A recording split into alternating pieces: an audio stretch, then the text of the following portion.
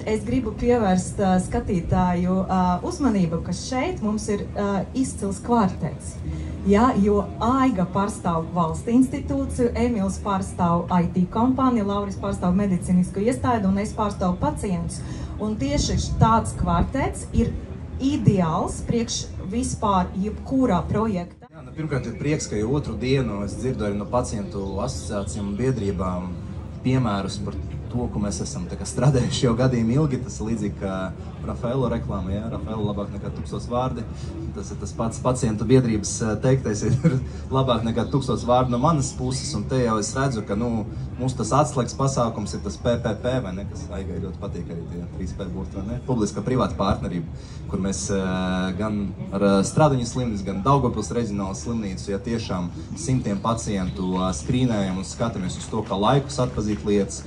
Veselības centrs 4, kur mums arī ir Nacionālā veselības dienesta pilotprojekts, kur mēs gestācijas diabēta pacientu monitoringu taisam attālinātu, kur piedzima pirmais bērniņš, kas ir riktīgi forši, gastro, tā kā attiecīgi, ir veselības aprūpes iestādes, kas reāli grib iestrādāt savus biznesa procesos. Jautājums ir par to, vai mākslīgiem intelektam jānāk pirmajā vietā, IT cilvēkiem ir jāstas uz to procesu, kur mēs varam līdzēt. Skaidrs, ka tu nevari apkalpot simtiem un rapus un pusgadiem ar tūkstošiem pacientu ar onkoloģiju, ja tev ir 2, 3 vai pat 4 māsas, tas nav iespējams.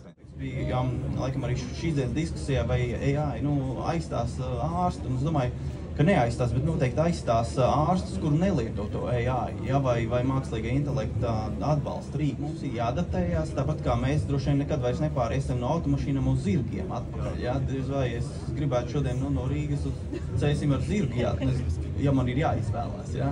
Tā kā es domāju, AI būs, un viņš tikai attīstīs.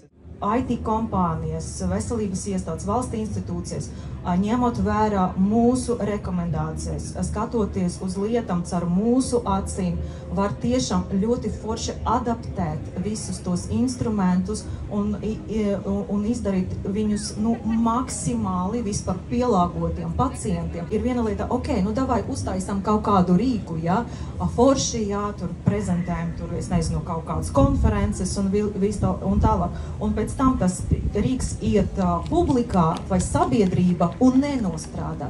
Un nenostrādā tāpēc, ka no sākuma punktā pacients vispār netika iekļauts tajā procesā. 3 lietas, ko es ceru, ka pēc 5 gadiem jau būs labāk atrisināts, un tie ir tie 3 slavenie T, ko OECD pēdējā pētījumā teica, ko sagaida pacienti. Un tas ir veselības aprūpe saulaicīgāka, uz pacientu orientētāka, mani personificētāka, un 3.